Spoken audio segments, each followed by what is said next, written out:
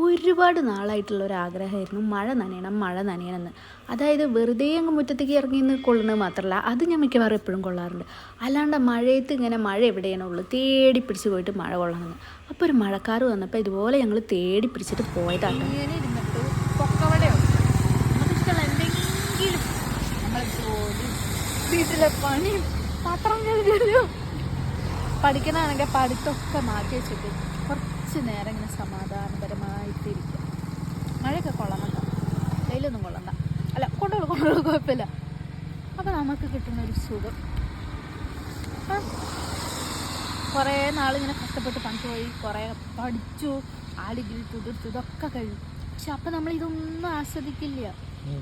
എന്നിട്ടാ ഇവിടെ ഏട്ടനോട് ആസ്വദിക്കില്ല.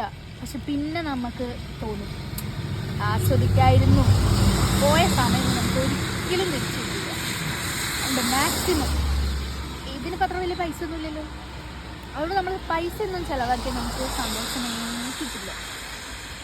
പൈസ വേണം, പൈസ ഇസ് വെരി ഇമ്പോർട്ടൻറ്റ്.